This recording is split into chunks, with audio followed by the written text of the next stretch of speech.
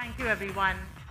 So before I talk about CX at the heart of digital transformation, I want to talk a little bit about my background. So as Anupam mentioned, I'm currently the VP of Design at JPMorgan Chase based out of New York, where I oversee digital communication and user experience across our mobile and web verticals. And I think I've been in design for over a decade now, and I think one of the things that I've really enjoyed is kind of working across industries, and I've had the fortune and opportunity to kind of be able to impact different industries ranging from advertising, media, entertainment, and e-commerce, and been able to build design as a core function within those industries, both big and small. So today, my hope is some of what I'm saying today when I talk about CX, which is customer experience, being at the heart of digital transformation, and I hope there's some learnings that you can take away and apply in your own organizations and industries. So with that, I want to start with a slightly provocative statement. And I was talking to some folks today where, in my opinion, I do think digital transformation begins and ends with the customer. And what do I mean by that, right? Because everyone has a slightly different understanding of what that statement means. And I want to dig into that a little bit deeper and in the next slide, where I want to talk about what truly addressing customer needs means.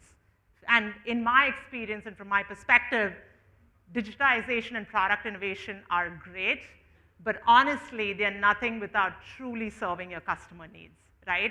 And when we talk about serving customer needs, there are a lot of things that I'm sure you guys are thinking about, right? Maybe you're thinking that, okay, we already do that. I'm already building solutions for customers. What is it that you're saying that's new to me, right? But specifically, when we talk about customer needs, what I'm talking about is these three pillars that are core and critical to be thinking about when you're thinking about digital transformation, which is what this summit is meant for, right? And I think, and I didn't do that initially, but I think having this summit is a testament to the fact that India is poised for digital transformation and poised for where industries are open to thinking about that as an integral requirement to get to the next stage of economic change and prosperity as a nation, right? So when you're building products, it's extremely important to make sure that your products are not just useful, but they're usable as well. And that distinction, although it's alliterative, there is a very clear distinction between the two, right? Like when you're talking about truly serving customer needs, it's important to reach out to your customers, important to bring them into the conversation and understand what are their pain points versus just kind of building another competitive solution because your competitor is doing something out there, right? As much as that will give you like a short-term gain, from a long-term perspective, you're not going to be able to build that trust and loyalty and retention with your customers unless you're truly building solutions that are useful to your audience and your market.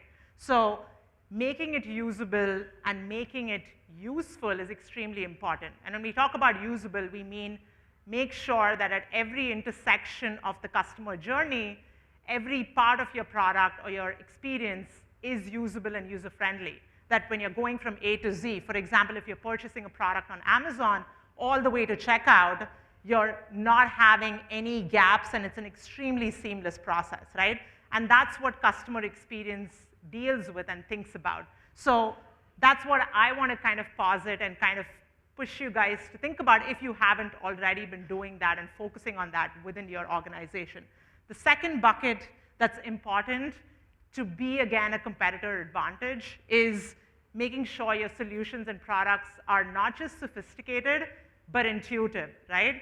And the first company that comes to mind when I use those terms is Apple, right? And it has been the front runner when it comes to building quality experiences that puts the customer front and center when it's building any of its products, right? It has put customer experience, user experience, design on the map globally, and we have seen time after time how their products, even the unboxing experience is delightful, right? And that's because they have put manpower and teams and dedicated people to focus on that piece. So if you want to be a competitive advantage and have a place in the global landscape, my personal opinion is to kind of think about these three pillars. And last but not the least is to ensure that your products are adaptable, right? When we talk about adaptable, we've seen sea changes even in the last 2 years, right? With the pandemic, where so many businesses have been forced to become digital first.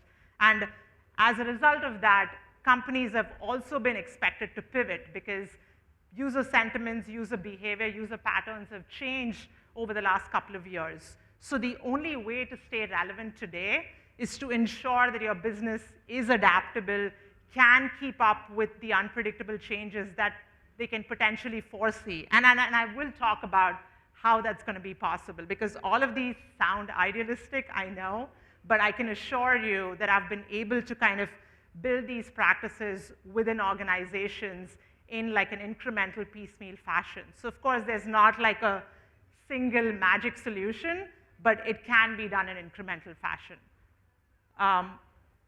Moving on, I think one thing that I didn't talk a lot about, and I'm not sure what people's sort of savviness and awareness when it comes to CX design and customer experience designers, but I want to take this moment to kind of demystify some of those kind of definitions or terminology, because I know there's like a certain stereotype when someone says that you work in design, or when someone says that, oh, I focus on customer experience, they assume that, oh, you're just coming at the delivery phase. You're just like a beautification add-on. You're just coming to like add life and color to my brand or to my message or to my campaign or to my product.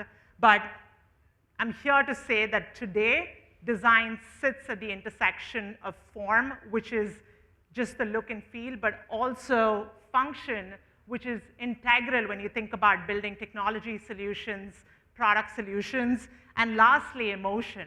And I think that's slightly abstract to kind of think about, right? But when you're actually building solutions for humans, it's funny to me that we don't think about that aspect. Like, we don't think about what is the state of mind someone is in when they're using your product? What is the state of mind someone is in when they're using your service? And I think when you truly think about the customer, that's the piece you need to kind of hone in on as a business and as a product, because the emotional part of it, the empathy part of it is so critical to building a customer-centric solution. And sometimes I feel like businesses kind of lose sight of that because they're only running behind what is going to improve the bottom line immediately, and they want tangible results or immediate validation. But sometimes you have to play for the long game. And I think playing into like user sentiment, user behavior, habits can only happen if you have teams dedicated to focusing on that piece of the puzzle. Secondly, design, to many people's surprise, is actually problem solving. And again, a lot of people think that, oh, you're just pushing pixels, or you're just creating something that looks pretty. But I'm here to say that design scope has expanded far beyond that globally. Like today, design is part of like very critical conversations. They have a seat at the table now only because they're thinking about design more strategically versus purely tactically. And that's important to kind of think about, because only when you bring in design into other functions like business, sales, are you going to be able to make that transition? Are you going to be able to have businesses that are open to innovation, that are going to be agile, unless you're thinking about problem solving creatively, right? So design is concerned with how things work, how they're controlled, and the nature of the interaction between people and technology, right? And sometimes I think this might be a hard sell, right? Because a lot of things you're learning today is like, oh, I didn't know this was what design did. But I'm here to say that that is the opportunity that design and customer experience has in a lot of Indian companies today. And I've seen that in some of the products that I use, be it Zomato, be it Flipkart.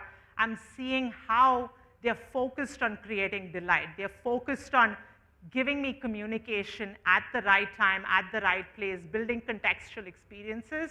And the only reason that's possible is because they're focusing on the customer and the empathy piece of that equation. So I'm here to say that make sure when you're thinking about creativity, innovation, you're bringing those people into the conversation early on, so they're not relegated to just being at the end state where it's like, hey, we have all this technology built out, let's call the design team now to like make things, build the UI and make things look pretty, because that kind of defeats the purpose of getting everyone excited about truly serving a business need. And lastly, and I think this is something I was talking to someone earlier about, is design truly does create business value. And one of the reasons it does that is by adopting like an analytical approach, by being data-minded, but by also understanding how it feeds into the business metrics of the company, right? And this is, again, on the onus on the design kind of function or the customer experience function, but just as much something that needs to be a top-down priority. Because if me as a VP can kind of push that, I need support from the senior or the C-suite executive level to also back me up to say that, okay, this is something that we need to focus on, and this is something of value. Let's make sure that this particular function has a seat at the table and is contributing to key decisions. And that's when, in my experience, design or customer experience truly shines.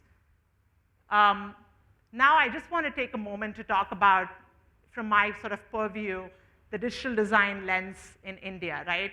And from everything that I've seen, I know that today, design in India, or even customer experience, and I keep saying design, but I'm primarily talking about customer experience and user experience as it pertains to digital transformation.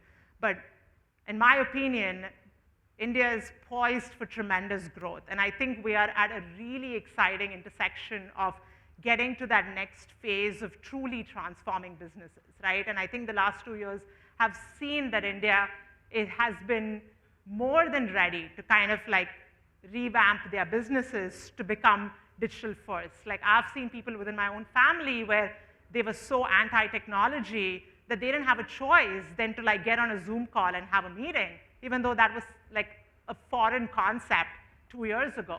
So we can see how technology and tools, if built the right way, built intuitively, keeping the customer in mind, can truly optimize your workflows and the way you're managing your day-to-day jobs. If anything, build more efficiency and speed into everything you're doing on a day-to-day basis. So when I think about the state of CX in India, I think like large corporations have started to kind of focus on digitization, but also more importantly, thinking about how they can engage customers more effectively. And the second piece that I just want to touch on is this idea of India being an experience economy, right? And I say that because right now the world economy has kind of reached the fourth stage of evolution, right? We started as an agrarian to the industrial to service, where the focus was just to get things done. But now I think what customers care about with additional competition is that they care about delighting them, building security, reliability, building trust, because if you as a business are not doing that, a competitor is going to eat you up. There's going to be another product that I can just use just as well because you're not providing table stakes features for me. So that's where I think we are at that point where we are stepping into becoming more of an experience economy. And there are some things that your businesses can do to be better prepared. And here is where I want to talk about like some strategies and tips to kind of build those practices within your organization. And I know this is a lot to take in, right? Like I'm speaking about this based on my sort of decade-long experience, but not to say that you have to do all of this in one shot. Like that's unreasonable to expect. But the hope is that you can at least start piecemeal and incrementally to take in some of these and kind of try and test and see how this works when you adopt these principles within your company. So the first, these are the key drivers that unlock, like truly unlock business value, and I've seen them kind of happen through some experiences that I've had in companies that I've built from ground up, right? Like there was one company that I was hired as the first sort of design leader, and 3 years we built a net new enterprise solution for contract licensing. And once I quit the company, right before that product got acquired by a Hollywood LA company, and now that is the main product that's being sold. And the main reason when we speak to customers, the feedback we get is because the customer experience is so easy from the omni-channel perspective that it taps into every piece of our product seamlessly, right? And the reason why that was possible is we focused on that sort of interaction, messaging, communication, customer experience element throughout that entire product journey, even though it was a net zero product that we built. So I think design thinking, analytical leadership, and cross-functional collaboration are truly critical if you're thinking about like building these as practices within your company, right? So when I say design thinking, it's a slightly loaded term, right? But what it essentially means is it democratizes decision-making, where regardless of your title, regardless of your role, regardless of where you fall in the food chain in your company, people are brought together to ideate and come up with solutions. And everyone is thinking about things from a more agile, innovative lens. And to me, that is what truly builds great products and great companies, where things are not hierarchical, where regardless of what your title is, you're still being called in to come up with great ideas, right? And that's what design thinking is, where it's a practice that's not just relegated to the creative function, but it now falls into business thinking as well. So I just urge you to kind of think about those pieces, and I want to end this because I'm coming up on time, but I want to end this session with saying that don't delay customer experience or design as a core function in your company if that's something that your company and business has an appetite for, and if I've been able to convince you of the value of design to unlock business value. So if you're selling a digital product, regardless of vertical, don't neglect CX and learn from your customers about what they truly want, and that's how you're going to be able to build effective solutions. So with that, I want to say thank you, and I want to leave some of my information if you want to get in touch with me.